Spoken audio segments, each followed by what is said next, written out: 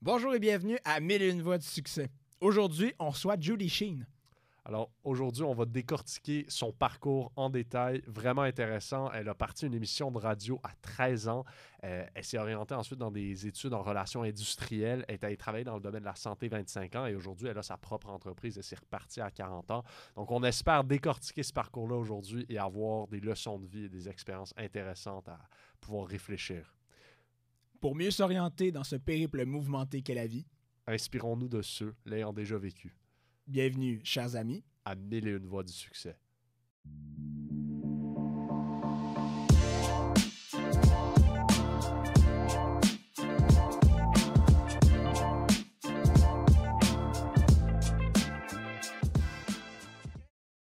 Bonjour et bienvenue à tout le monde à 1001 voix du succès. Aujourd'hui, on est bien choyé de recevoir Judy Sheen, donc qui vient de Montréal. Ben, en tout cas, vous travaillez à Montréal, donc je suppose que c'est ça. Oh oui, originaire de la Gaspésie, mais j'ai pas fait la Gaspésie, Sherbrooke ce matin. Non, J'ai fait heureusement. Montréal. Heureusement, je peux bien croire que vous êtes une lève-tôt, mais là, ça, Quand même. c'est quand même. Ben, je pense qu'on pourrait commencer directement par dire, justement, vous avez mentionné, vous venez de la Gaspésie. Est-ce que vous pouvez nous raconter un petit peu votre parcours? Comment est-ce que vous êtes ramassé à Montréal, de partir de la Gaspésie et tout? Ah ben ça a été une belle aventure quand même. Bon, je suis gaspésienne et très fière de l'être. Je pense que c'est la première chose que je place. Les gens, Judy égale Gaspésie. J'ai cette fierté-là, gaspésienne, puis c'est correct. Plus on vieillit, d'ailleurs, plus on a le goût de savoir nos origines. Mais disons, mon parcours, si je la monte sur la 20, bon, j'ai fait mes études primaires, secondaires, ça va, mais j'ai fait mes études collégiales en communication à radio, donc j'ai fait bifurquer vers Jonquière, radio. Ensuite, 89, j'ai terminé mon baccalauréat en relations industrielles à Montréal. Alors, premier passage à Montréal, mais je suis retournée en région. Hein? On aime ça, voyager, aller-retour, pour commencer à travailler dans le réseau de la santé où j'ai à peu près travaillé, je vous dirais, à peu près 15-16 ans, dans des postes de direction de ressources humaines, donc dans le réseau de la santé, services sociaux, urgence santé à Montréal. Donc là, je monte la 20 tranquillement. Je fais le territoire du Kamouraska. On s'amuse. 26 syndicats, 26 ans DRH. On a du plaisir. On est en compression budgétaire. On monte le fleuve et on vient faire la négociation pour le gouvernement, la négociation de 98. Et donc, ensuite, urgence santé. Fait que c'est ça. Et depuis ce temps-là, j'ai demeuré à Montréal parce que dès 2005, j'ai décidé d'aller vers la consultation. Bien, c'est ici que ça se passe, les affaires, les entreprises, Montréal. Et puis là, j'ai étendu mon territoire. Je suis allée au Labrador, je suis allée dans les maritimes, bon, et tout ça. OK.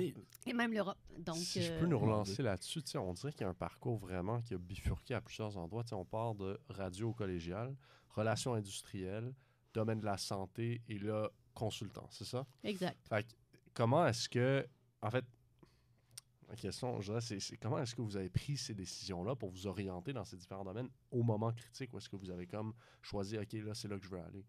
Bien, vous aurez compris que c'était pas, c'est pas c'était une carrière atypique, puis c'était pas vraiment tout planifié. Ben, On exact, peut c'est pas, ça on qui peut est pas se promener intéressant, de tu sais. Gaspé, Jonquière, on Vous retourne êtes à allé Montréal. partout, vous avez fait plein mais de j'ai trucs. même, tu sais. je suis même venue voir l'Université de Sherbrooke, d'ailleurs. Mais pourquoi? En fait, tu sais, je suis une personne, moi, qui est d'abord authentique, qui a des valeurs, qui s'est vite intéressée à ça. J'ai commencé à faire de la radio à 13 ans. Donc, vite, je l'ai découvert. Oui, à 13 ans, j'avais une émission de radio le samedi et le dimanche, tous les samedis, tous les dimanches, de 6 h le matin à 12h30. Mon Dieu, OK. Alors, là, donc, et je peux vous dire, pour être entré tantôt dans votre studio podcast, on n'avait pas ce genre de spécificité-là dans les studios de radio auparavant, mais ça a été un choc d'avoir tout le matériel, les différents, on va se le dire. Mais toujours est-il que comment j'ai fait mes choix? Bien, très, très vite, j'ai appris à me connaître, à connaître mes compétences, ça dans quoi on est bon, là. Quand on est bonne, on est bon, là, c'est un indice de savoir qu'on est bon, donc on a des compétences, des habiletés. Ça ne donne à rien de forcer ailleurs. Allez dans ce que vous êtes naturellement, puis développez ça, c'est ce que je dis toujours. Puis, dans le fond, j'avais des valeurs, moi, bien précises, des intérêts, puis je voulais faire une différence.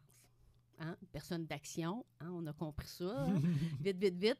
Mais je voulais faire une différence, puis je voulais influencer des choses, je voulais redonner. Donc, la radio, ben j'avais l'impression, j'ai eu des beaux moments, on pourra en jaser, mais donc j'ai eu des beaux moments, j'ai donné, j'avais de l'influence, ça allait bien. Bon, j'ai fait terminer cette partie-là à Radio-Canada, à la télévision, en 84.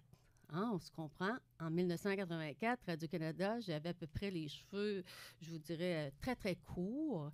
Et donc, c'était difficile d'être moi, puis je ne voulais pas faire la météo comme Louis-Paul Allard me l'avait proposé à CKAC à un moment donné. Viens faire la météo, Judy.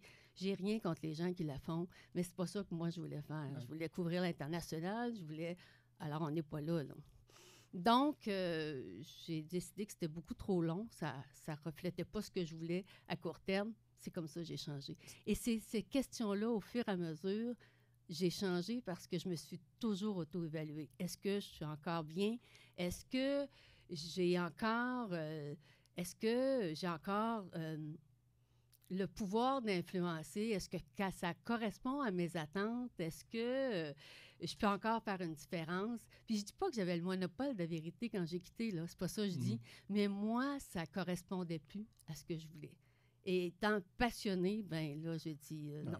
Il y avait un certain point de rupture à un certain point. Puis vous avez mentionné que vous aimez beaucoup la Gaspésie, que quand on parle de Judy, c'est Gaspésie. Exact. Est-ce qu'il y a un souvenir en particulier que vous aimeriez partager qui fait vraiment comme refléter peut-être votre amour, comme peut-être un souvenir qui vous vient en tête quand vous dites Gaspésie, de dire « Ah, wow, ça, c'est ça que... » Bien, tu sais, les gens m'ont porté en Gaspésie. Hein. 13 ans à faire de la radio, on a un impact. Là. La radio diffusait de peut-être pour vous, ça ne dit rien, vous regarderez sur votre carte après, mais de l'Anse-à-Valo à Percé, c'était un grand territoire.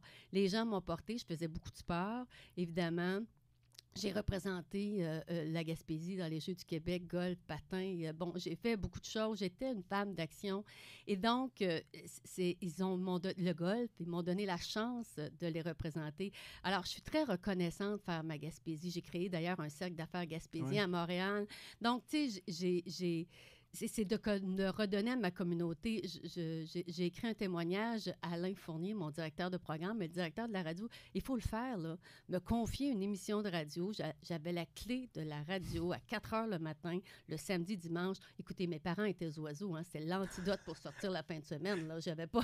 parce que je me levais à 4 heures. Mais toujours est-il, c'était de me confier ça, il m'a inculqué la confiance. Écoutez, on est insouciant à 13 ans.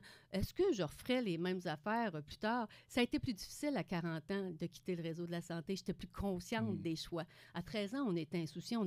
On n'a pas conscience des impacts. Si on se trompe, c'est pas grave.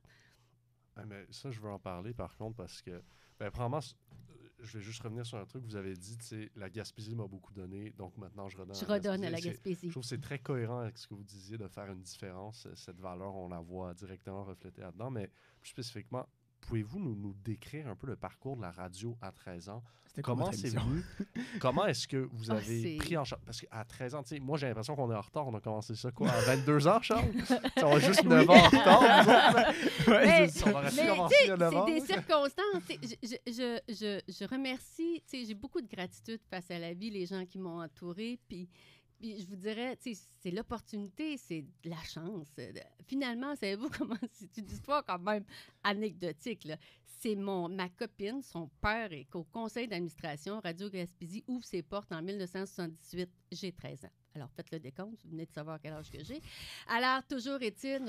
laissez faire. Imaginez, laissez faire. C'est pas important, l'âge, c'est dans le cœur. Mais toujours est-il, j'ai 13 ans.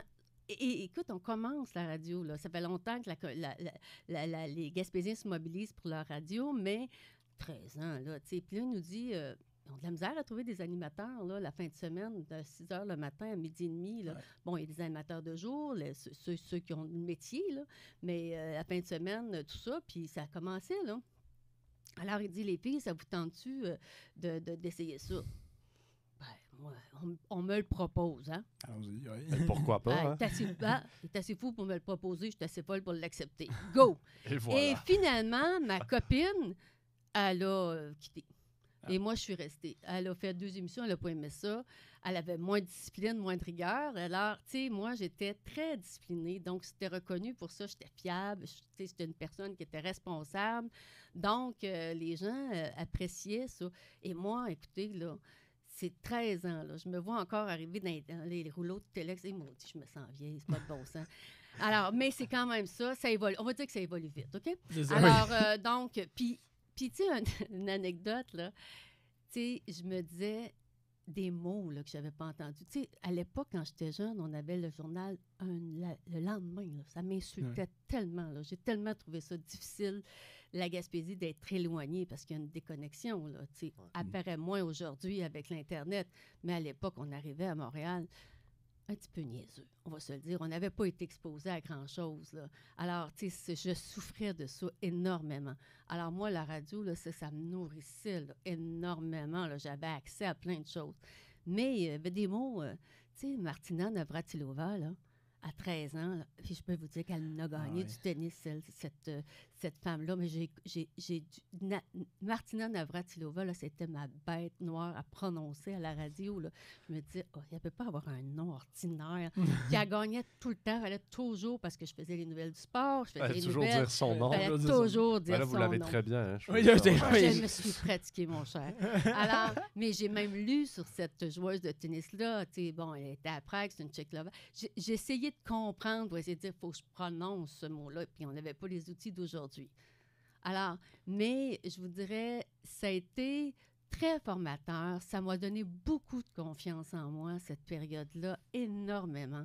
Et on dit qu'il y a 5 personnes qui nous influencent dans notre carrière, dans tout ça. Mais Alain Fournier, mon directeur, qui m'a donné les clés, sans le savoir, il m'avait donné de la dose de confiance, là. Imaginez, là.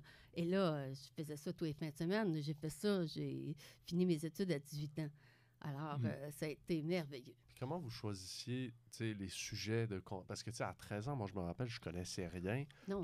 Comment est-ce que vous étiez assez informé pour faire une émission que les gens seraient intéressés à écouter, sachant que c'est une personne de 13 ans qui la donne? Puis, je peux vous dire, il l'écoutait. Je C'est retourne ça, encore ça en qui m'impressionne. Gaspésie. Moi, je Et vois pas de quoi j'aurais à parler à l'impact 13 de ans. la radio de ces années-là, c'est... Les gens me reconnaissent, les gens... J'avais aucune idée de l'impact de ce que je pouvais avoir, mais aucune. L'insouciance était mon plus grand atout. Oui, puis c'est difficile aussi.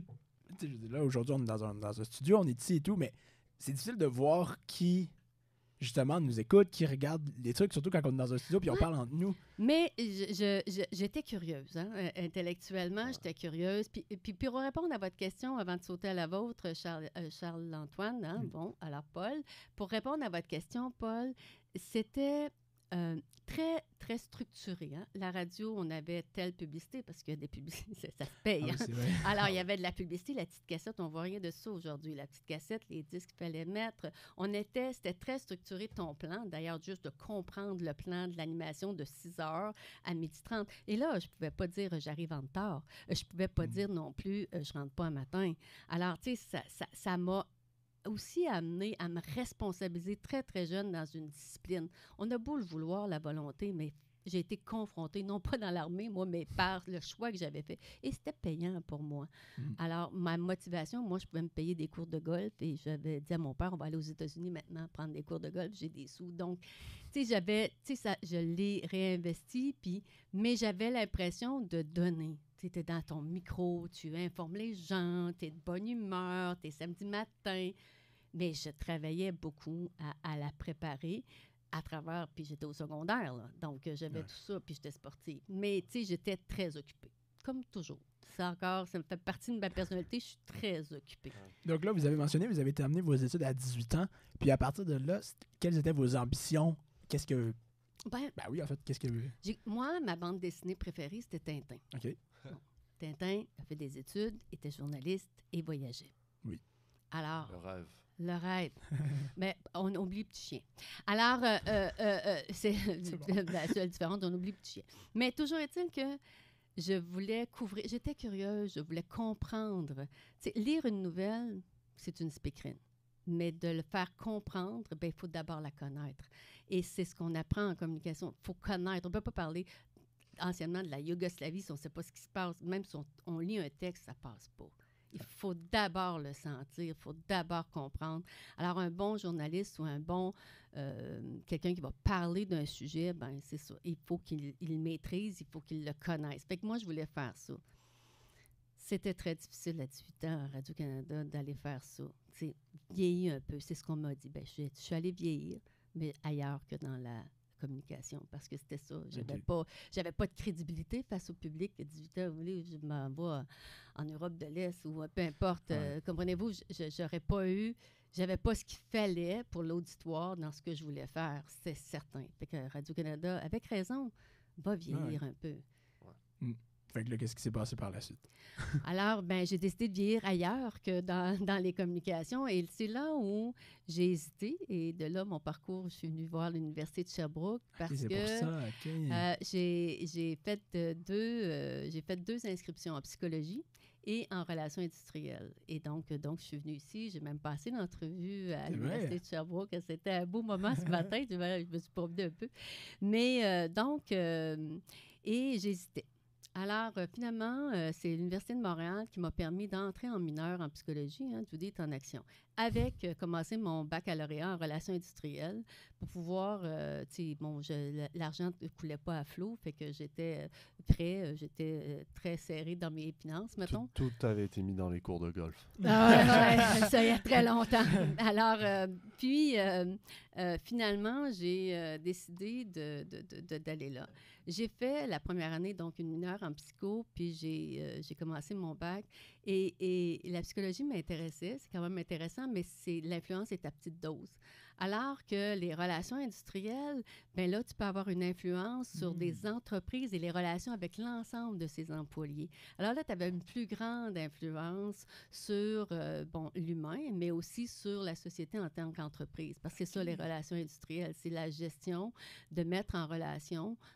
Et il y a deux côtés du biscuit là, dans ces éléments-là, ce que j'appelle souvent les relations de travail, donc toute la prévention des conflits, les enquêtes, par exemple, sur le harcèlement, la négociation de conventions collectives, la résolution de conflits, bon, tout ça.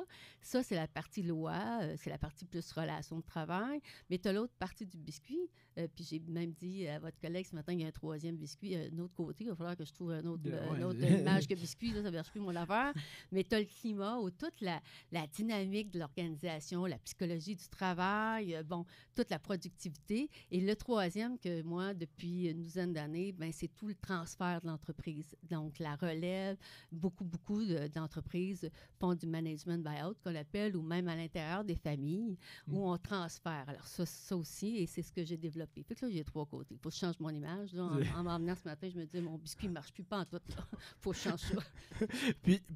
Mais ça, c'est fascinant, par contre. Vous avez fait un choix, donc, c'est-à-dire par rapport à l'impact que vous vouliez avoir sur la société, dans le monde, c'est-à-dire psychologie, c'est plus individuel, relations comme industrielles, commerciales. Relations industrielles, industrielles, pardon, c'est ça, pardon. C'est plus un impact global, mais comment est-ce que, au fond, vous êtes capable d'avoir cette idée d'ensemble-là de l'entreprise? Comment est-ce que vous êtes capable, je veux dire, à date d'aujourd'hui, par exemple, de dire, OK, voici l'entreprise, voici les enjeux, voici les trois côtés du biscuit, comme vous dites. Comment est-ce que ça marche? Bien, je vous dirais, c'est dans mes compétences. Je vous ai parlé tout à l'heure. Donc, j'ai cette habilité-là que j'avais peut-être naturellement, mais que j'ai développée, là, et je développe encore. C'est sans fin.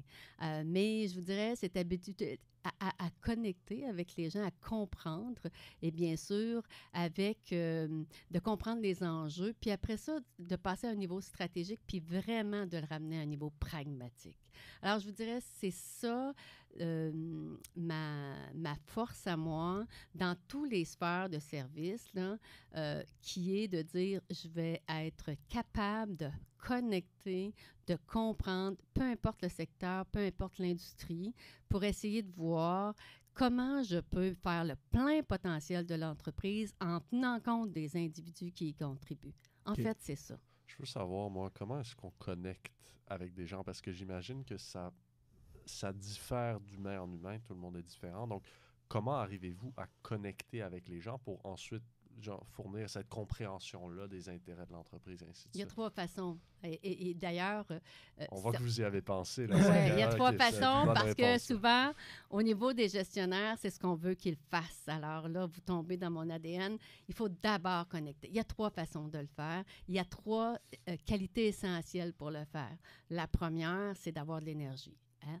On a une énergie ici ce matin. On est content d'être ici. On a une énergie. Je suis avec vous. On a une belle énergie.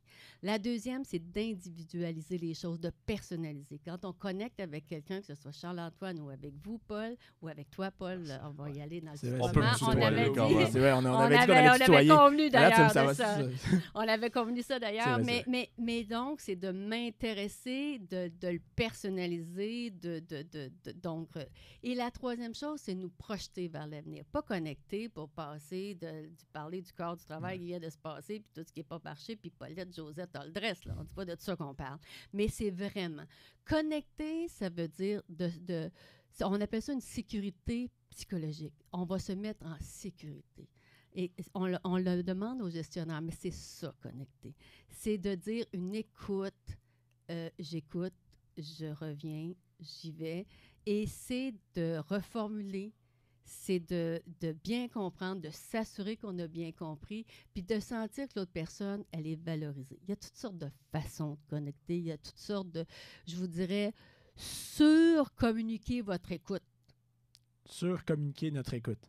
Ça, là. Je pense que c'est Marc-Étienne Savard qui nous avait dit, tu sais, quand on a une conversation, ça paye vraiment de montrer notre attention, montrer notre énergie, montrer l'écoute active. Je pense que ça. Oui, en effet, c'est ça. Ça m'a fait Se penser à pencher ça. vers l'autre, Ouais. Exact, tu sais, ouais.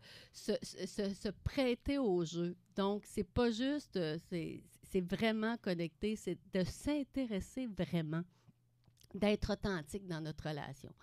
Quand on dit exagérer, quand je dis exagérer les remerciements, c'est pas juste de la gratitude, là, un remerciement.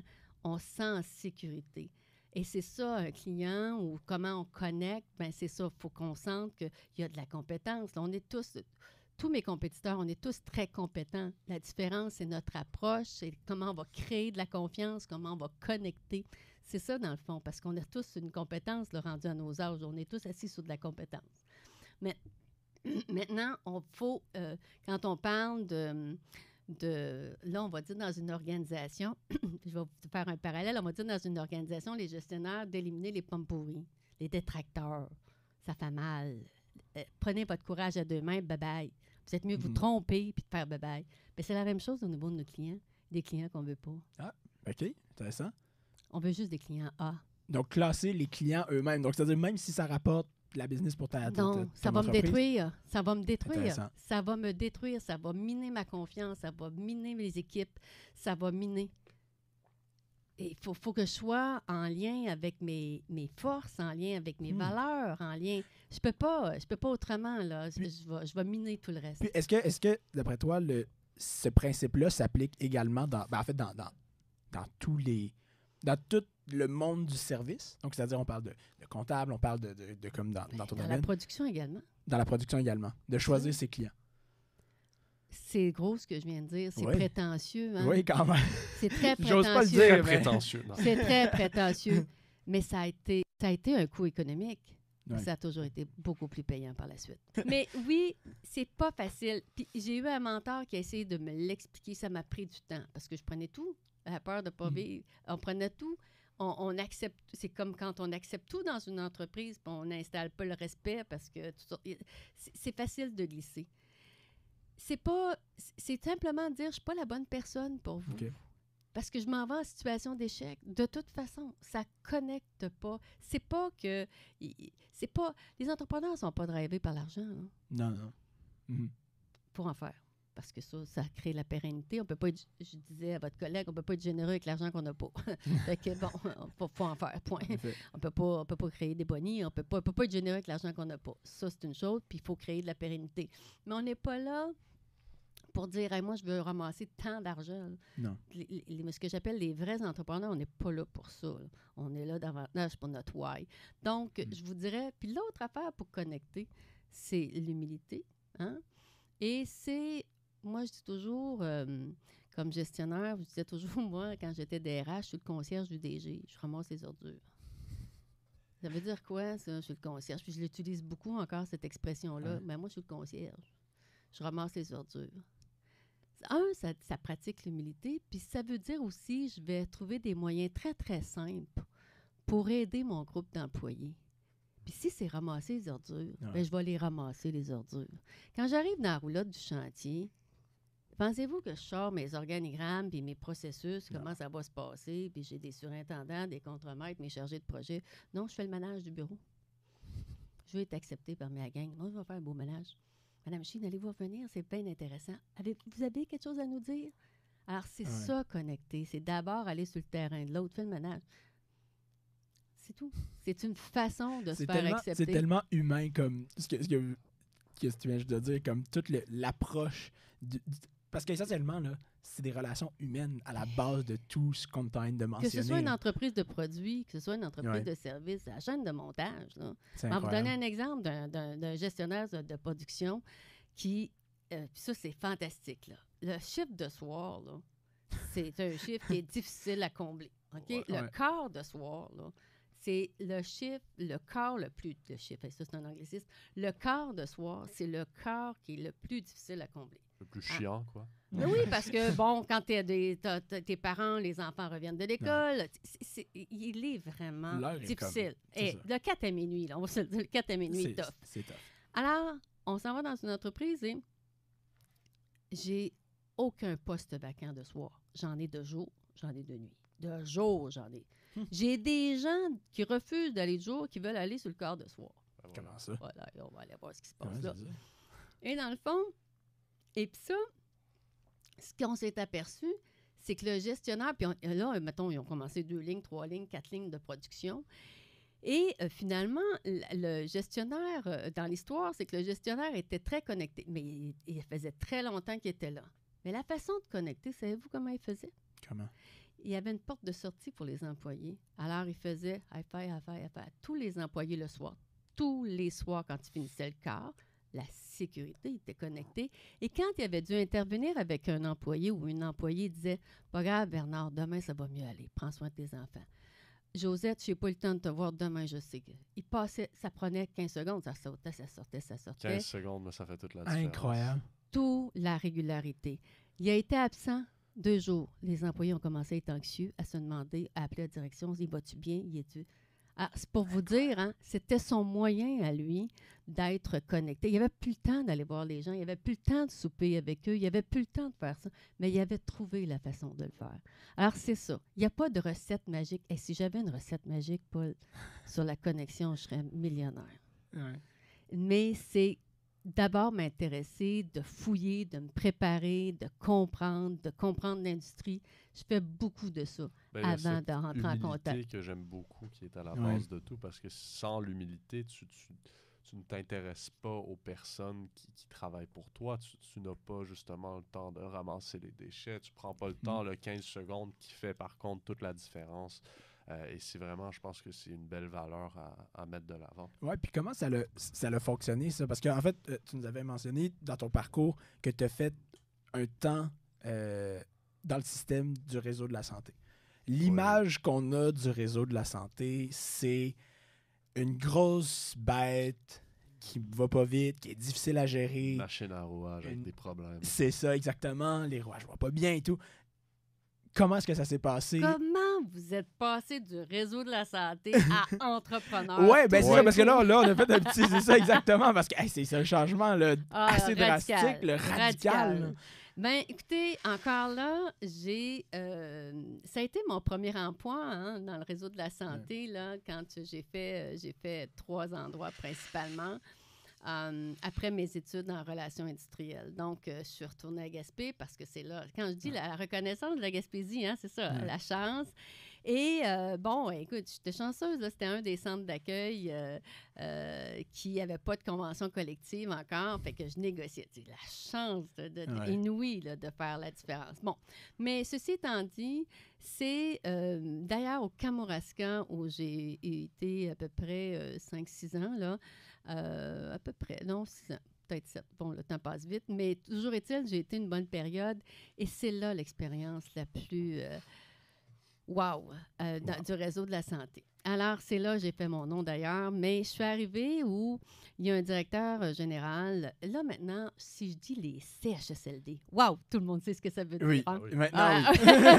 Maintenant, oui, Mais à l'époque, il n'y avait personne. Ok, Il c'est fallait ça. que j'explique. C'était des centres d'hébergement pour soins de longue durée pour les Ouais. personnes en perte d'autonomie. Maintenant, ça va plus vite. Mais alors, il y avait au Kamouraska, là, on est dans les débuts des années 90, il y a 6 centres d'hébergement. Il y a un directeur général. Bon, il y a sur le territoire des hôpitaux un CLSC, mais il y a 6 centres d'hébergement, 6 CHSLD. Et il y a un directeur général qui se donne une nouvelle structure et il engage sa première DRH. Il entend parler de moi, commence à faire du bruit, mais il entend parler de moi, puis il me demande à me rencontrer et il m'offre le poste de direction des ressources humaines, 26 ans, avec 26 syndicats. Oh, quand même, hein? Alors, mes parents, super inquiets, ont dit « Mais comment tu vas faire? » Ben, je dis encore la même histoire. S'il est assez fou de m'accepter, je ne sais pas si assez fou de me l'offrir, je ne sais pas l'accepter. Juste avant, est-ce que l'entrevue s'est si bien passée que ça? Genre, comment est-ce que cette offre-là est venue? Bon, là, Qu'est-ce j'avais qu'il fait- a vu en vous, en toi? Je pense qu'il avait vu, puis il est décédé, ça a été un homme important. Je pense qu'il avait vu que j'étais travaillante. J'étais travaillante. Je travaillais mes dossiers. J'avais déjà cette réputation-là. Que je pouvais faire la différence. C'était un gros défi. Là. Il y avait 26 syndicats que ça prenait ce genre de personnes-là, là, avec cette humilité-là, pour connecter. Là. J'avais fait, à l'époque, j'avais déjà mon palmarès, fait des comités, des colloques avec des syndicats. J'avais déjà tout fait ça. Les syndicats venaient de Montréal, là, ouais, les loups et rois de ce monde de la CSN. Amenez-vous-en, on va faire ça différemment en région. Tu sais, j'avais déjà après 2 ans. Mais je pense qu'il voulait. Puis il se disait... Aussi, ce qu'il m'avait dit, c'est que j'avais assez d'expérience, mais j'avais pas de mauvais plis tant que ça. Alors, il Pas de pouvait... déformation. Exactement. Il pouvait encore me moduler dans ses valeurs. Et c'était un homme qui était encore là, très discipliné, très rigoureux. Puis il se disait, je vais juste m'assurer qu'elle tient la route dans ses créativités. Je vais pouvoir... Ça va être ma contribution. Et ça a été sa contribution. Donc, il m'a engagée.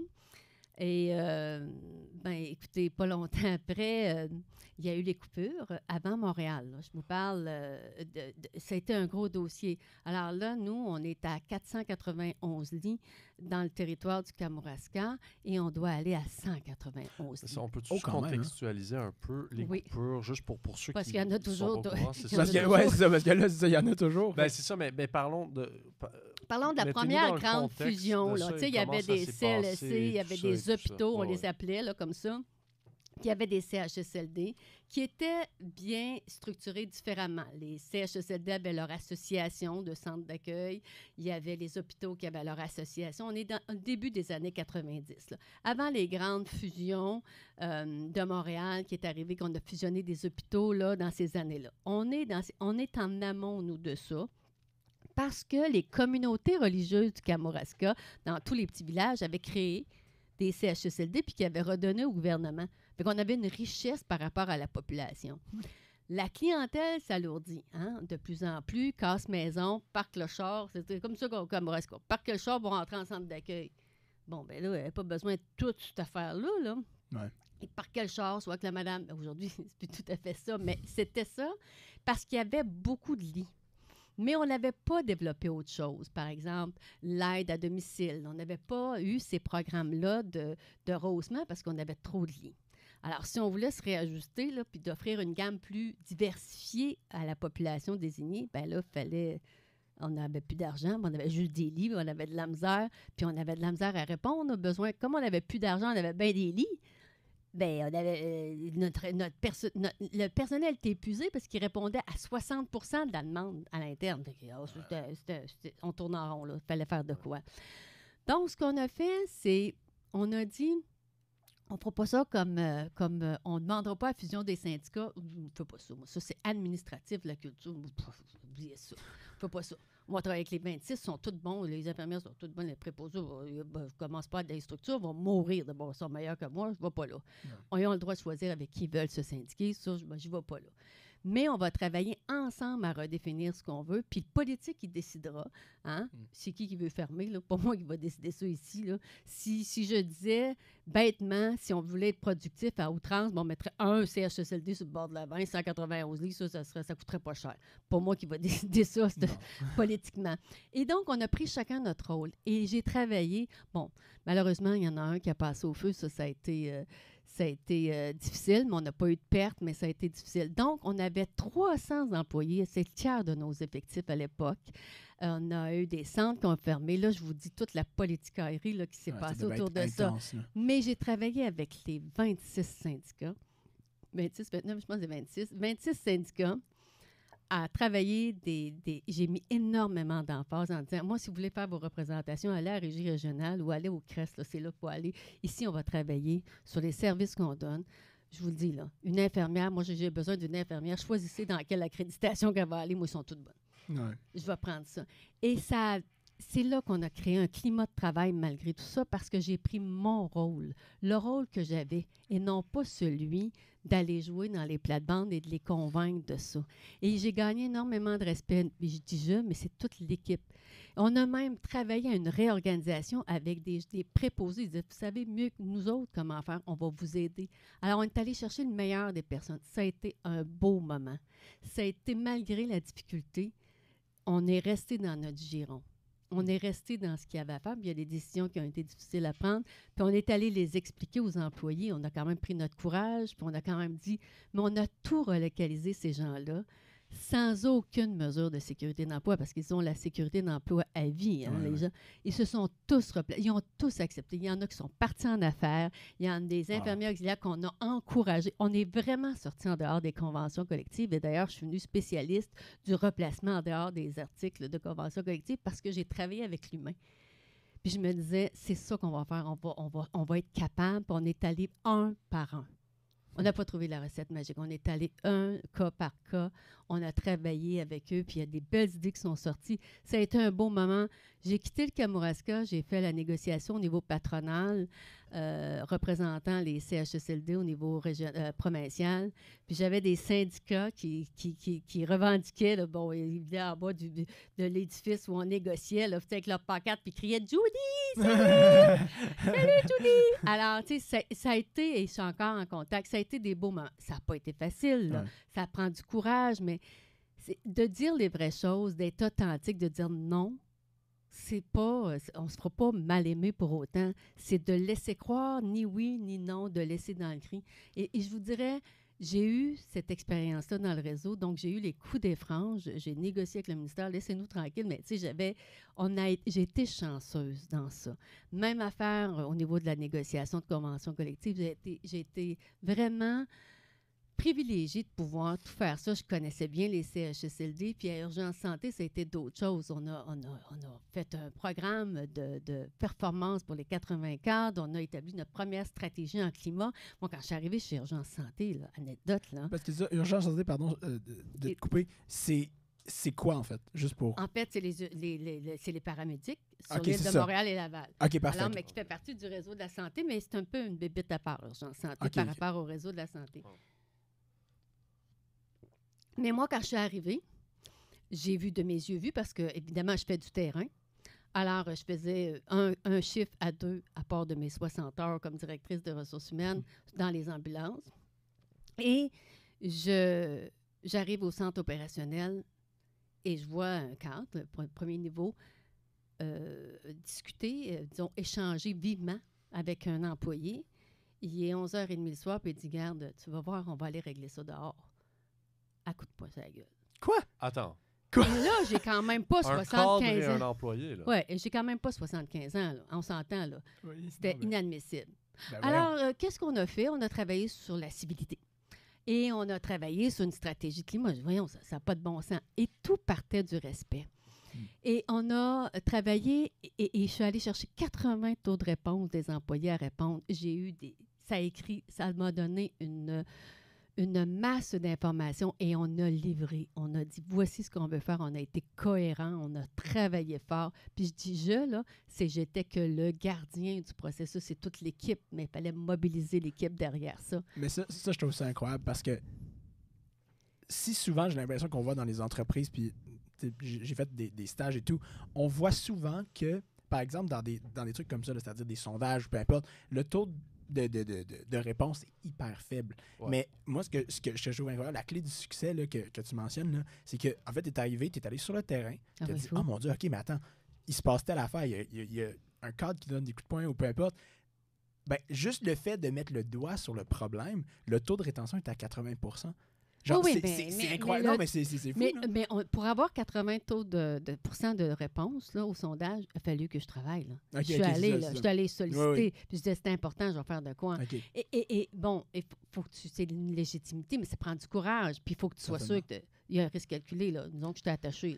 C'est pas vrai que je vais aller faire ça, puis après ça, suivez-vous en arrière. Non, c'est ça. Là, j'avais vieilli, j'avais pas 13 ans. Là, je savais ce que je faisais. Alors, mais quand même, ils m'ont quand même fait confiance. Et ce que j'ai appris de ça, j'ai pu faire la différence. Je suis toujours dans le réseau de la santé. Alors, c'est une expérience. C'est quand j'ai pu ça. C'est quand j'ai commencé à... Parce que je pratique la loyauté active, mes clients vous diront, même si ça ne te tente pas de l'entendre, je vais te le dire. OK. Hein? Tough love. Oui. Mais je vous dirais, je vais faire attention, plus le message est difficile. Je vais faire attention aux personnes. Ce pas les personnes que je vise, mais je vais pratiquer la loyauté active. Et dans le réseau de la santé, je suis ce que je suis. Je sentais qu'on ne voulait plus l'entendre. Ce message-là, c'est-à-dire non, la réalité. Je ne comprenais plus où on s'en allait, okay. Finalement, en 2005. Globalement. Là. En 2024, je ne comprends toujours pas, mais en 2005... Puis j'ai pas de monopole de la vérité, mais j'étais plus confortable. Puis comme on dit chez nous, on crache pas dans la soupe qui nous nourrit. On quitte. À 40 ans, on se pose des questions. Là, je suis mère monoparentale. J'ai un salaire de cadre bien confortable. Là, je peux rester là le restant de mes jours. Oui, très confortablement. Très. Là, il n'y en a pas d'enjeu. Comme vous avez dit. Et je plonge dans la consultation. Auto-évaluation. Oui. Je veux plus être dans ce domaine. Non. On saute. Qui, à 40 ans, mère monoparentale, avec un salaire de cadre, ose se re-questionner comme ça et a le courage de le faire, parce que moi, je dirais que c'est pas beaucoup de personnes. Ah non, c'est très inconfortable de se re-questionner, même à notre âge. Ouais. Beaucoup de personnes restent. Comment c'est tôt à vous re-questionner régulièrement, ça va toujours vous aider. Ouais. Puis on se re-questionne, puis on se dit, je continue parce que j'aime encore ça. C'est une réponse aussi, mais il faut le faire. Ben, c'est pour être sécure dans notre choix, pour pas suivre les moutons un petit peu, on pourrait dire. C'est parce qu'on devient complaisant à un certain point. Là, c'est-à-dire, c'est ça. Ou on devient malcommode. Moi, je m'en venais malcommode. Donc, pourquoi malcommode? Qu'est-ce que ça veut dire? Malcommode, ça veut dire,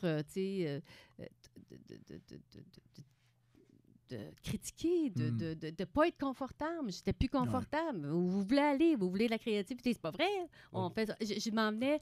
Là, on n'a plus d'influence. On devient aigri, on devient malcommode. Là, on n'est plus confortable. Puis là, il faut être capable de dire non. Là. Donc, ne pas avoir peur, pour ceux qui écoutent, même à 40 ans, de se re-questionner, malgré qu'on est peut-être confortable, qu'on a une job qui nous fournit de l'argent, se re-questionner, parce que c'est très important. Et ça nous mène des fois à changer de direction, et je veux nous amener là.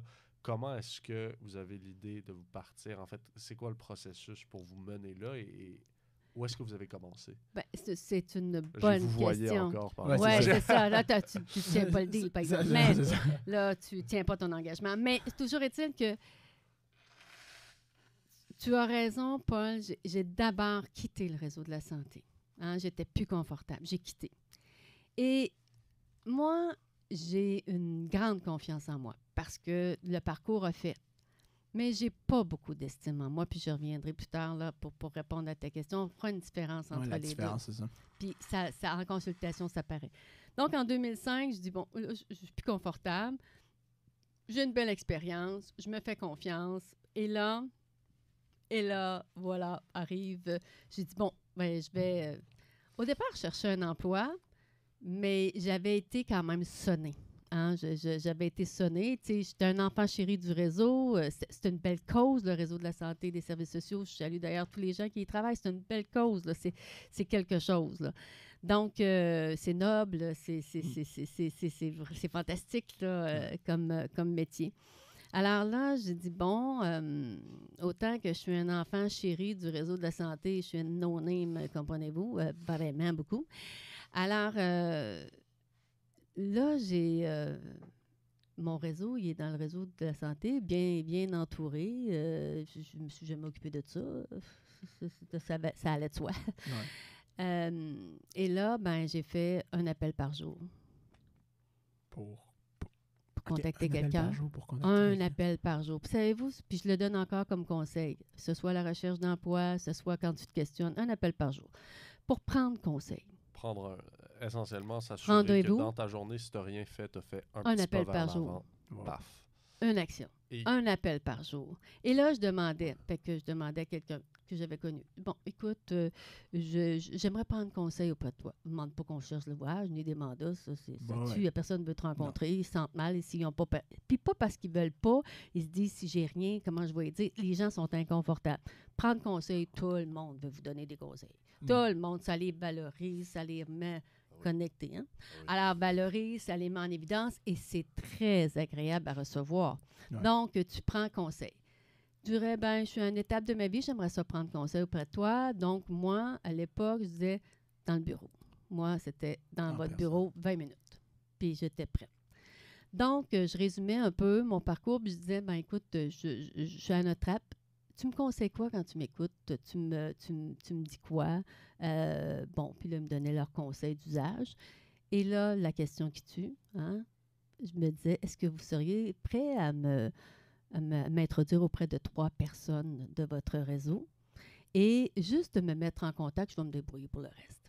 C'est drôle parce que j'ai l'impression qu'après une discussion valorisante où la personne peut donner de ses Puis elle conseils, est à son bureau. là, elle est très ouverte. Ah, ben oui, je peux vous présenter à 3 personnes de mon réseau sans Oui. problème. Puis il faisait les liens avec ce que j'avais parlé. Ben, Ouais. c'est ça.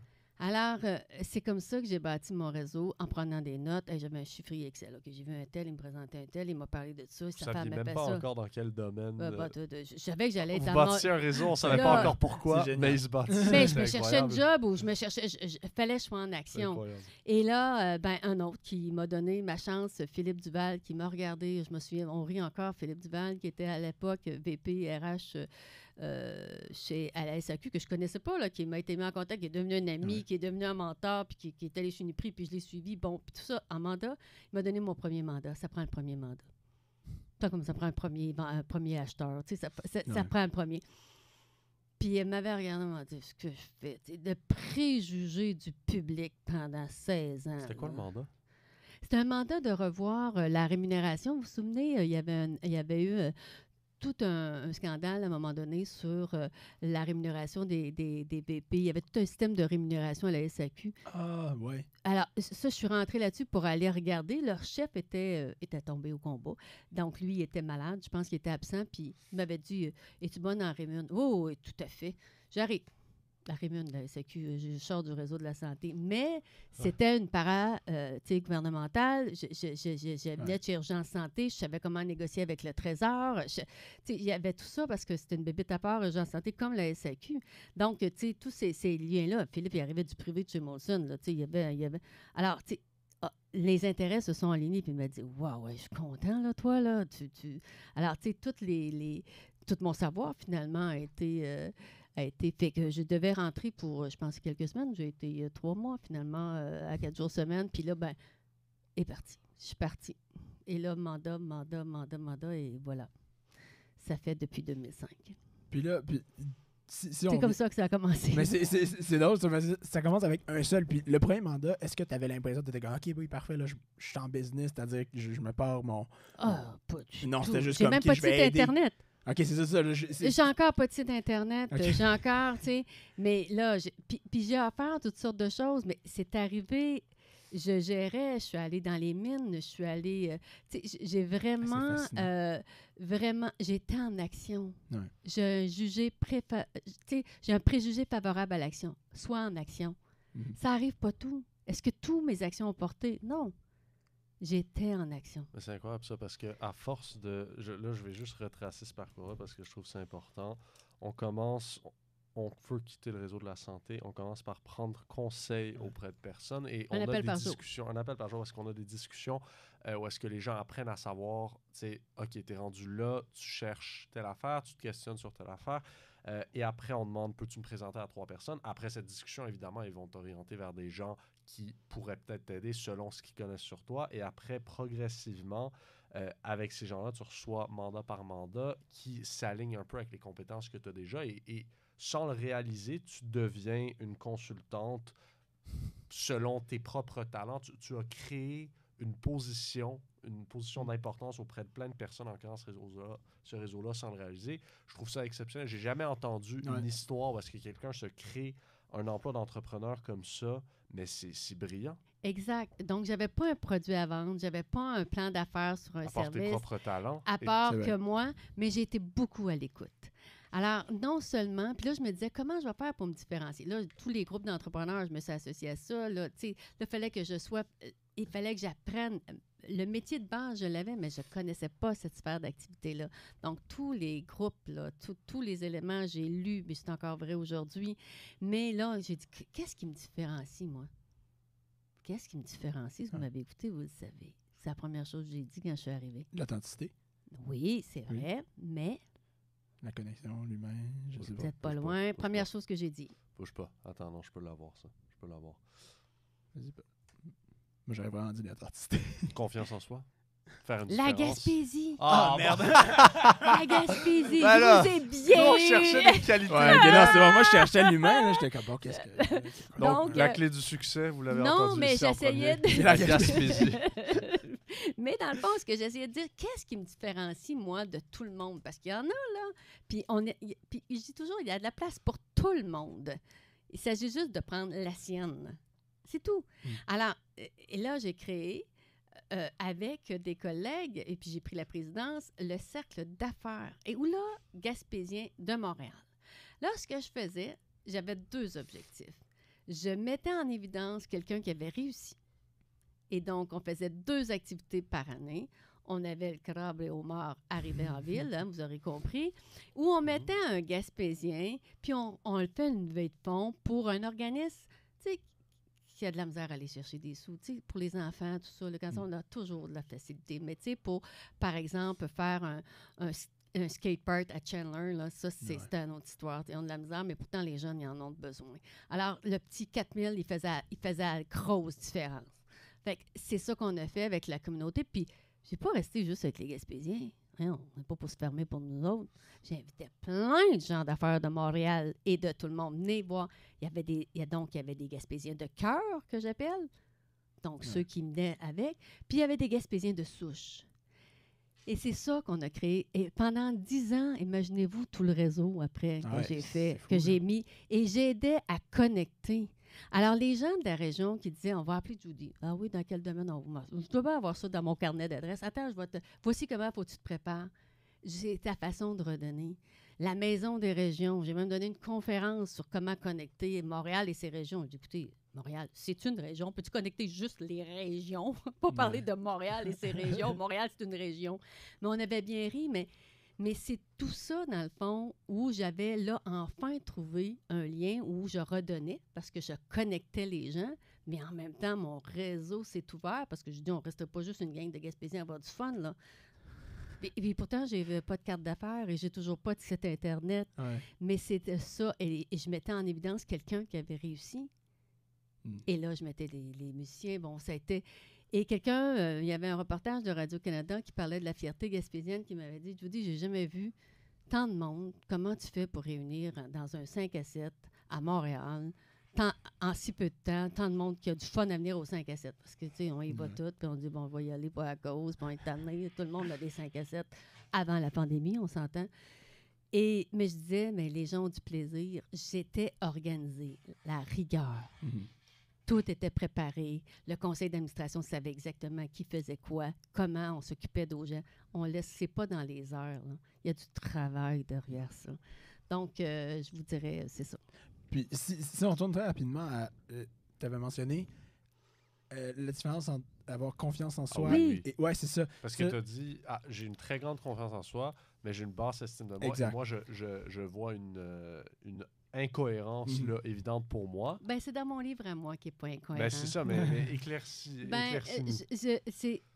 Il y a des difficultés quand on arrive en consultation. Ma première, je vous l'ai dit, puis je vais arriver à votre réponse, mais je vais vous mettre en contexte. Ma première, ça a été de me sortir de l'étiquette du public on est tous des fonctionnaires, puis on n'est pas axés sur les résultats, puis on n'est pas de créativité. Dieu sait. Bon.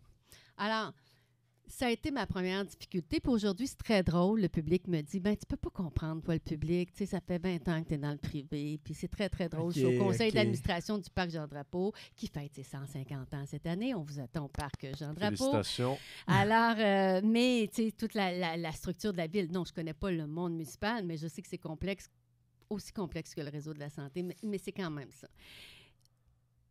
J'ai parlé de mon réseau, ça a été une difficulté, mais l'autre difficulté et plus j'avançais dans le temps, j'ai eu des mentors, c'est toujours important d'en avoir, même si je suis mentor aussi, mais c'est mon estime. Quelle est ma valeur? De vraiment, parce qu'on donne, hein, je suis là pour accompagner le plein potentiel, mais quelle est ma valeur dans ça? Et la confiance en soi vient avec l'expérience, vient avec, tu as été exposé, donc tu deviens confiant. Tu sais que tu es capable, tu as travaillé, ou parce que tu travailles fort, tu as tes qualités, tu vas avoir confiance.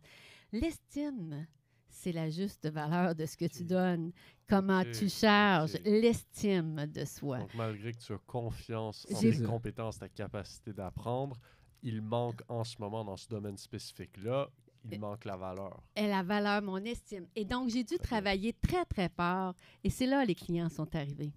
Le choix des clients, la valeur de mon estime, comment charger. On a la difficulté, on vient du réseau où on donne, puis on aide, on est soignant, on est dans ce giron-là. Mais je vous dirais que c'est le propre des femmes entrepreneurs, ou dépendamment des secteurs d'activité, mais même chez les hommes. D'ailleurs, j'interviens dans des cabinets de droit qui commencent et qui ont de la misère à identifier leurs coûts parce qu'ils se disent, ben, j'ai pas beaucoup d'expérience. Mais il y a quand même une valeur, il y a quand même une responsabilité de l'avocat. Là. C'est majeur, votre responsabilité, puis il y a du travail derrière ça. Alors, c'est l'estime de soi, ça va davantage dans... Ça s'est traduit, moi, dans ma valeur. Et j'ai travaillé fort, puis c'est quelque chose qu'il faut que j'aille toujours dans mon radar. C'est pas naturel, puis je dis, oh, non. T'sais, tous les ans, oui, on augmente nos tarifs horaires. Là, maintenant, j'en ris, mais c'était pas évident au départ. Puis mon client, c'est pas celui qui va me négocier, c'est pas celui... Il va vraiment venir chercher, puis il va être prêt à payer la juste part. Et je ne parle pas d'avoir des honoraires très exorbitants, mais c'est de juste avoir le bon prix au bon marché, mais de ne pas sous-estimer ma valeur. Combien je vaux. Ouais, c'est ça. Puis ça, je pense que c'est unique par rapport à ça, surtout dans le milieu de la consultation, que essentiellement, c'est le consultant ou la consultante qui décide de sa valeur pour son client.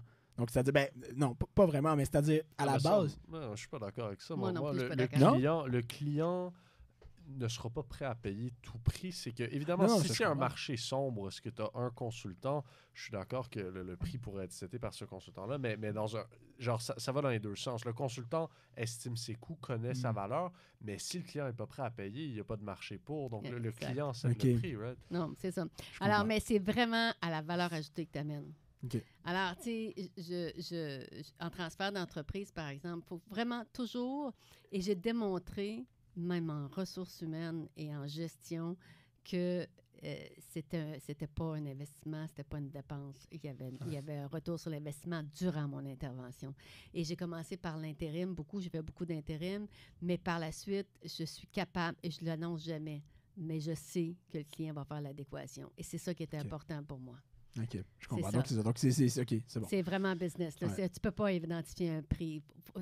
Un service, là, pour un client, ce n'est pas en business. C'est un service et qu'il y a des besoins pour plusieurs clients. Là, tu es en business. Je pose la question, dans votre carrière entrepreneuriale jusqu'à présent, ou même dans les autres, mais j'ai l'impression que c'est plus vrai en entrepreneurial parce qu'il y a peut-être moins une sécurité certaine. Mm-hmm. Est-ce qu'il y a un moment où est-ce que vous avez voulu, où est-ce que tu as voulu, pardon, là encore, c'est le formalisme du monde du droit. J'osais pas te le dire, j'étais comme ça. Non, il faut me corriger. Donc, y a-t-il un moment où est-ce que tu as voulu abandonner, baisser les bras, quitter, et comment est-ce que tu as surmonté ça, ou est-ce que tu as toujours eu cette confiance, c'est quoi, quoi qu'il arrive, je continue, je fonce. J'ai eu 2 moments, mais pas parce que je l'ai décidé. Ok, Parce ben, que la allons-y. vie me l'a tracé. C'est ça, C'était des un fois, choix. la vie est chaotique. et Alors, il moi, faut j'ai eu surmonter. un enfant qui a eu de la difficulté à s'aimer à l'adolescence. Alors, j'ai ralenti mes activités pour être plus présente à la maison. Et c'est là que j'ai travaillé davantage sur le cercle d'affaires. Donc, j'ai fait plus ces choses-là. Mais j'ai décidé d'être présente. C'est un choix. Donc, j'ai jamais annoncé ça. Non, Je ça, l'annonce même aujourd'hui. ça, Peut-être comme- même mes comme clients ne mère, savaient pas. Ça doit être absolument déchirant. puis Non, pas du tout. impossible. C'est un choix très éclairé. Ah je non, mais commencerai. Pour vous, ça Mais doit être c'est un une choix. Puis, situation- bon, tu sais, quand on est préparé, quand on est rigoureux, ben on a ce qu'il faut pour passer à travers ça si on est bien planifié. Alors, c'est un choix que j'ai fait. Je regrette pas du tout. Puis, quand je l'ai fait, c'était pas déchirant. C'était ça que c'était là. Moi, On je veux était dire, rendu c'est là. c'est déchirant pour vous de vivre cette situation. Oui, ah oui, C'est ça, c'était la déchirant. situation Oui, l'est. tu as raison. C'est Ça ça. là-dessus. Ça, oui. Mais c'était un moment difficile. Puis, je voulais le faire. Je sentais que c'était ça qu'il fallait que je fasse. Donc, j'ai diminué mes activités de beaucoup, hein, pour ne pas dire, tu sais, mais je restais, la seule affaire, je suis restée dans le cercle d'affaires gaspésien pour pas que les gens oublient qui était, que Judy était active, mais j'avais moins de mandats. Repartir par la suite a été difficile. Genre reprendre où vous en étiez. Ben, c'est-à-dire reconquérir des clients. Tu sais, quand c'est parti, replonger. là, Partir c'est les un, mandats. puis c'est l'autre, Ouais, ça va toute seule. Là, quand t'es sorti de ça, te remettre dedans. Ben, même si je reste avec mon cercle d'affaires également, là, tu perds, là, tu te dis, il faut que j'aille leur décrocher un autre mandat. Ça a été difficile. La montée en charge a été difficile. Donc là, OK, on recommence. Tu sais, un appel par jour. OK. On recommence. Tu sais, j'avais l'impression de recommencer. J'ai surmonté. Il y a une autre période où j'ai été moins en forme physiquement pour une raison X. Là aussi, je peux pas travailler si je n'ai pas mon... Hey, ça paraît, moi, quand je ne vais pas bien. Mettons, vous voyez que mon énergie, juste ordinaire, ça paraît. Fait que... J'ai Alors- la difficulté à imaginer que vous êtes différente qu'en ce Ouais, moment. moi, c'est ça. C'est ça. J'étais malade. J'étais malade. Ouais, Fait que ouais. là, donc, dans le fond, fait que je peux pas offrir des services, je peux pas être authentique, je peux pas faire payer à des clients si je suis juste ordinaire, là. Ça marche pas, là. Tu sais, c'est pas moi. Fait que j'ai été obligée de diminuer mes activités. J'ai été opérée, bon, tout ça. Encore, fallait que je reparte. Mais je suis repartie. Et là, j'ai un appel par jour, je suis repartie. Ça a été difficile les 2 fois. La deuxième fois, je me suis même questionnée sur mon modèle d'affaires. Ça a été long, là. Puis là, je suis repartie. Là, j'ai retravaillé dans d'autres secteurs. On avait travaillé des projets parce que, bon, là, la pandémie arrive, mon projet dans la restauration sur toute l'expérience client. Comprenez-vous, là, la pandémie, je dis, on avait un contrat signé, on a dit, on met ça à la poubelle, on ne sait pas du tout. T'sais. Donc, ça faisait 1 an que je travaillais, j'avais engagé des dépenses là-dedans. Bon, ça n'a jamais reparti. Ça arrive. Ça arrive. Ouais. Donc, tu sais, c'est pas toujours très joli, puis toujours plein de succès, mais je suis repartie, puis ça m'a toujours amené ailleurs. Vous voyez, la deuxième fois, c'est là où j'ai découvert le transfert d'entreprise, où j'ai dit, mais j'en fais de ça. Et là, je me suis certifiée là, à l'Institut de leadership Montréal-Paris sur la certification en transfert d'entreprise pour avoir, comme diraient les Français, le label. Et donc, et pour avoir une légitimité, puis c'est bon de se retrouver là-dedans.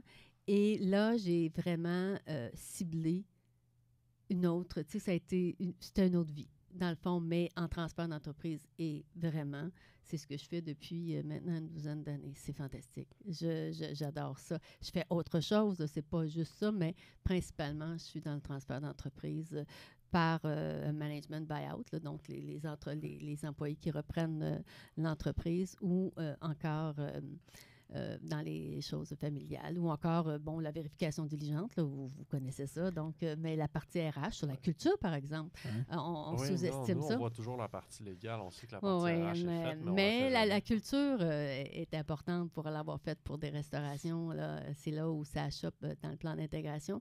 Quand les cultures sont trop différentes, là, On voit des c'est coups difficile. de poing d'un corps dans un employé. Puis on se dit, Oui, Ouais, c'est ça, c'est ça. Alors donc, oui, ça a été difficile, mais je me suis jamais questionnée à savoir si je faisais autre chose, par contre. OK. Non, OK. Jamais. OK. Mais jamais. On voit J'aime cette- ça. ouais, on voit Je sais pas la journée où je vais arrêter. J'aime ça. On voit cette confiance, mais quand même, tu sais, quand la vie nous... La vie est chaotique, on sait jamais s'y attendre, puis des fois, il faut prendre un pas de Mon recul. fils dit et se que la replonger vie, c'est dedans. pas une ligne droite.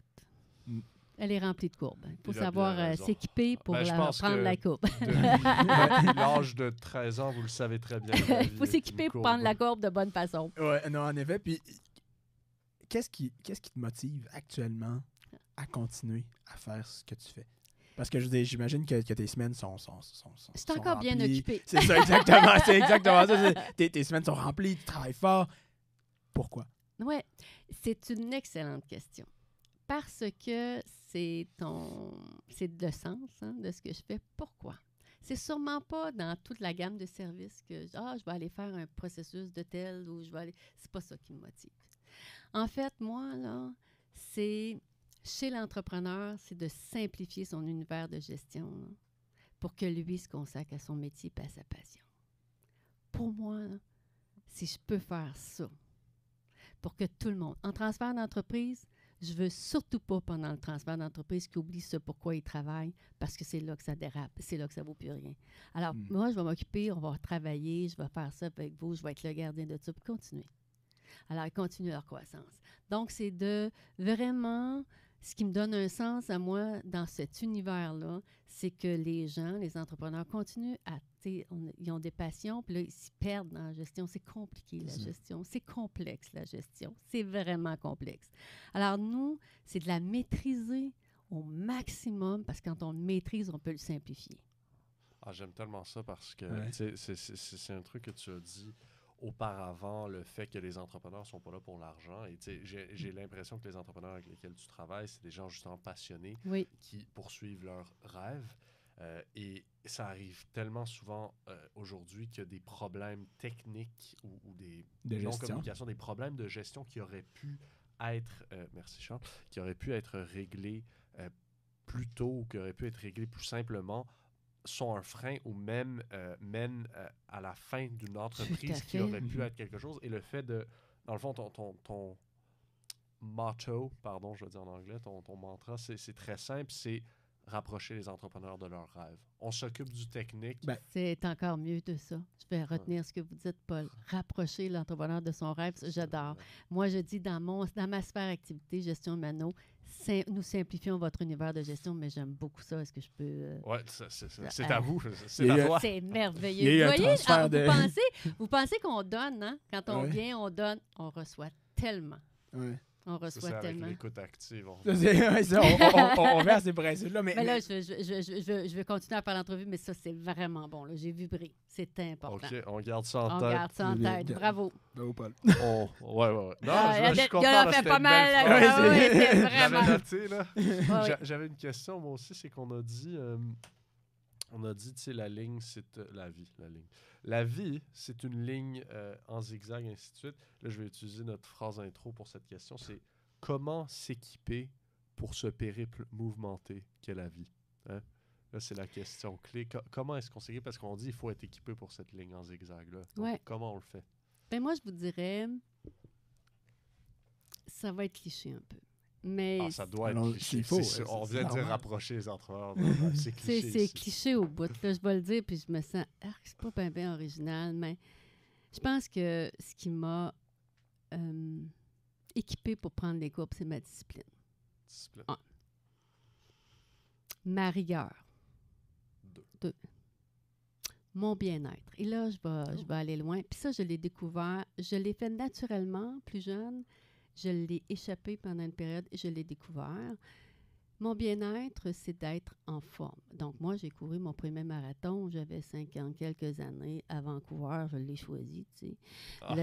Le 2 derniers kilomètres, 2,2 derniers kilomètres étaient difficiles, mais c'est quand je suis en forme et je prends soin de moi, donc je me lève très tôt le matin, pas demander, je ne me mets même pas au travail, vous savez ce que je fais, j'avale mon crapaud le plus laid, le plus gros, le plus difficile, donc je m'entraîne, parce qu'après ça, j'ai plus de goût.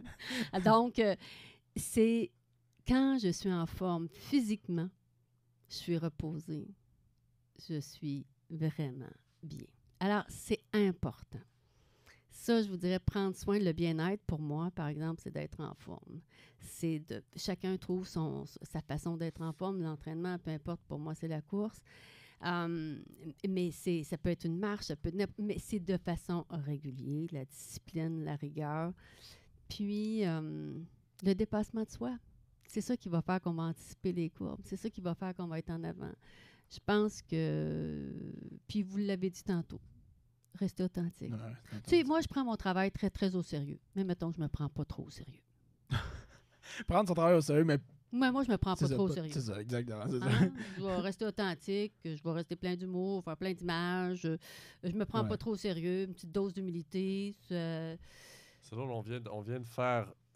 on est arrivé au début, une personne avec des intérêts, une personne avec des valeurs, mais on vient de voir les 5 sphères. Donc, soyez rigoureux et disciplinés dans ce que vous entreprenez, mais en même temps, pour le faire, il faut se garder en forme, il faut se garder un bien-être mental, et ça passe, je pense que nous, là, on est très d'accord là-dessus, ça passe par la forme physique, et il faut avoir des objectifs, il faut vouloir se dépasser. À travers tout ça, il faut rester une personne authentique, parce qu'après, ça devient... Oui, puis écoutez, là, je vais continuer à faire des erreurs, là, hein? Je vais en faire. Je vous apprends rien, vous allez en faire. Il faut juste accepter ça, de rire de soi, puis on repart. Mais c'est pas ça qu'on retient. Pas nos erreurs. Moi, je grandis pas sur les erreurs. Si vous avez quelque chose à retenir, grandissez sur vos bons coups. Quand vous avez fait un bon coup, là, moi, je dis toujours, rentrez ça dans le limbique, rentrez ça dans le limbique, rentrez ça dans le limbique, rentrez ça bien étampé. Vous le répétez. Hey, je suis fière de mon bon coup. Je suis fière de mon bon coup. Rentrez pour que ça soit naturel après. Ouais. Pour que ça devienne naturel. La dépendance, c'est comme ça rentre dans le limbique. Oups, j'ai du plaisir, je recommence. C'est la même affaire. Faites la même affaire, mais pour vos bons coups au milieu professionnel. Ça, c'est de la bonne dopamine. Ça, puis une bonne course. Là. Ça apporte ça, juste du positivisme, de la gratitude. Ça apporte plein de choses dans ta vie. Non, des coups, là, mon pack-sac est rempli plein d'histoires d'horreur. Là, vous avez tout votre pack-sac, mais c'est pas ça qu'il faut retenir. Ça, on met ça en arrière. Je pense que c'est... Moi dans notre domaine en droit, j'ai l'impression il y a beaucoup qu'on attend de nous-mêmes. Ça peut être très facile de voir les bons coups plus comme « OK, oui, mais ça, c'était attendu, c'est bon, on passe à l'étape suivante. » Exact. Et les mauvais coups comme des échecs, mais regardons plutôt les mauvais coups comme des leçons et les bons coups et votre isolement, parce que je travaille dans des cabinets de droit. L'avocat est isolé, l'avocat santé mentale, l'avocat se sent seul et il engage sa propre responsabilité. C'est vraiment difficile. Et c'est un monde à part. Je vais vous le dire, là, pour travailler, je travaille pas du tout pareil quand j'accompagne au niveau du droit que quand j'accompagne dans les entreprises. C'est pas du tout les mêmes leviers. Pour vous faire juste un aparté, c'est pas du tout les mêmes leviers. Ouais. Il faut reconnaître nos succès. Il faut prendre le temps. Ça, c'est la première chose. Important, reconnaître notre valeur, prendre le temps de l'apprécier. C'est ce qu'on a fait. Puis de le retenir. Puis décortiquer pourquoi ça a été un bon coup. Qu'est-ce que j'ai... Parce que c'est naturel. On va... Hop! C'est pas une chance, là. Se donner un peu de... Oui, puis décortiquer le mouvement. Décortiquer le mouvement. Pour que le retenir, pour que quand vous allez arriver dans une situation similaire, votre cerveau, il va dire, ça devient naturel. C'est particulier, hein, parce que ça, c'est... Les sportifs de tout niveau, peu importe, vont vous le dire que, je sais pas, moi, tu prends Tiger Woods qui fait sa swing de golf, ben, il va pas focusser sur sa swing de golf qui est pas bonne, il va focusser sur quand il a drivé entre les 4 vis que ma mère aurait dit. Entre les 4 vis, bon, voilà, exactement. C'est ça, puis il va essayer de recréer cette espèce de swing parfaite-là. Exact. Puis on a juste abordé le droit très rapidement, puis je pense que je veux juste faire une petite parenthèse, parce que pour ceux et celles qui écoutent ou qui regardent le podcast, je pense que vous avez remarqué que Judy ressemble beaucoup à une autre invitée qu'on a eue récemment, Madame la juge d'Alain. Oui. Puis, je pense que j'aimerais ça te demander, comment est-ce que tu l'as rencontrée? Parce que vous êtes deux femmes qui est pleines d'énergie, qui sont pleines d'enthousiasme, d'optimisme. Avec une carrière remplie au bout. Exactement, avec des belles carrières uniques, puis qui sont disciplinées, rigoureuses, etc. Comment est-ce que tu l'as rencontrée? Puis, pourquoi est-ce que vous ressemblez autant? Ça, je ne sais pas pourquoi on se ressemble autant. D'ailleurs, ses parents, je les appelle les maman et papa de l'air. Bon, voilà. mais je pense qu'on a des valeurs similaires. Il y a plein de choses, même si on a des parcours différents, mais on s'aime beaucoup. On va se le dire, on s'aime beaucoup, on s'apprécie beaucoup, on est l'une là pour l'autre. Je dirais, la façon dont j'ai rencontré Claude. Pour moi, c'est Oui, Claude. oui, c'est parfait, c'est parfait. La façon dont j'ai rencontré On n'osera pas Claude, aller là. j'ai été sa cliente. OK. Alors, Ok. j'ai été sa cliente chez Urgence Santé et à l'époque, elle était avec quelqu'un que j'avais déjà négocié, mais bon, c'est autre chose. Mais Claude, je l'ai rencontré, j'étais sa cliente chez Urgence Santé. Et mon directeur des opérations, et elle est arrivée par le directeur général qui m'a dit, bon, j'avais un enjeu. J'ai dit, bien certainement, amenez-en de l'aide, tu sais, je suis ouverte. Alors, on a travaillé ensemble sur 2-3 éléments. Oh, j'ai beaucoup aimé son approche. Hein? Vous avez compris, yes, il y en a un autre qui parle pareil comme moi. Viens voir maman. Alors, donc, on a travaillé ensemble et on s'est très bien entendu.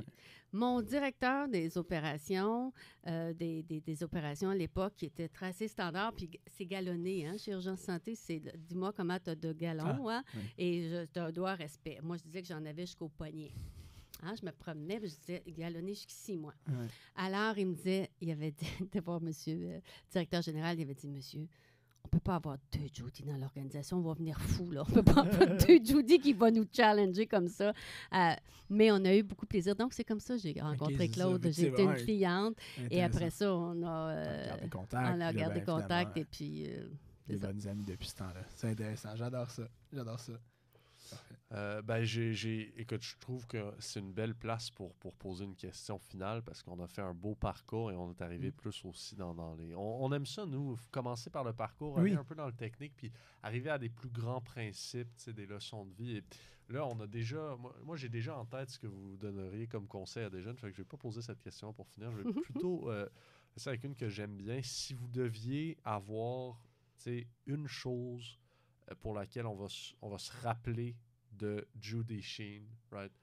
Qu'est-ce qu'on laisse derrière?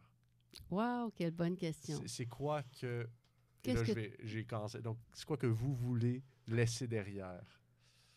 Qu'est-ce que je veux laisser comme un leg? Ou en tout cas, quand vous allez revoir, quand vous allez repenser à moi, À la discussion. à la discussion, c'est une excellente question. Ben que tout est possible. Écoutez, là, que je suis rendue une femme d'affaires, que je suis sur des conseils d'administration, que je viens du fin fond de la Gaspésie, que j'avais pas ce qu'il fallait. Tu sais, c'est difficile de rayonner.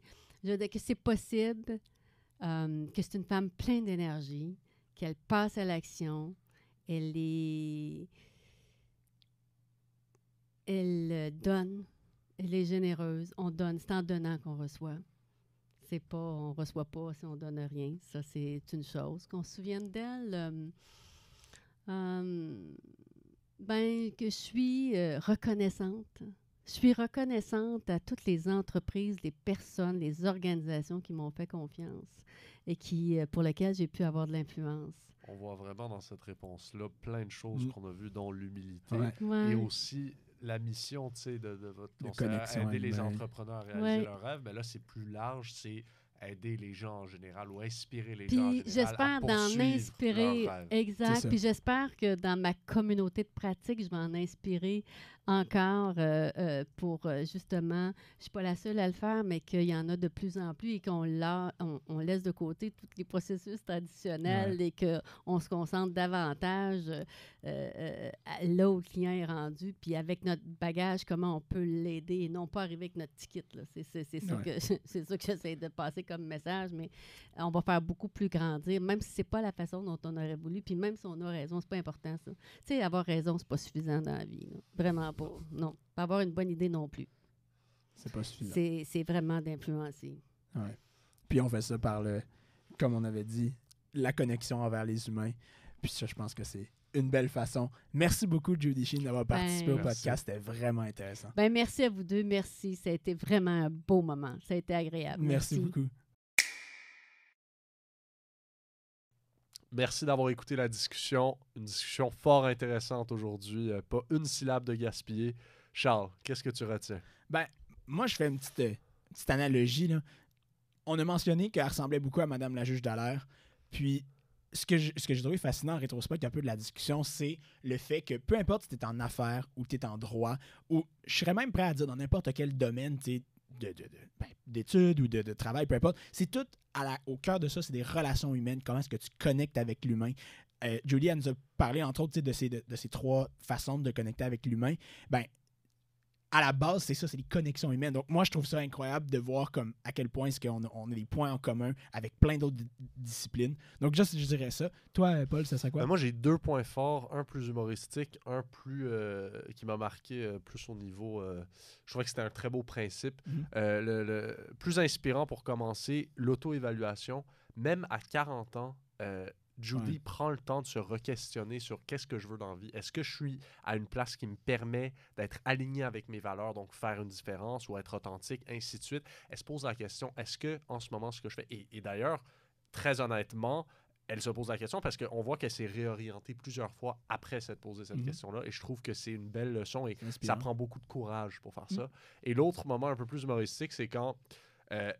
elle parlait de s'était relancée en affaires et tout, et là, elle se posait la question quel est mon facteur différenciateur. Et moi, j'avais l'impression qu'elle était sur le bord de nous dropper genre une leçon incroyable, genre le facteur en affaires. Puis là, elle dit ouais, c'est la Gaspésie.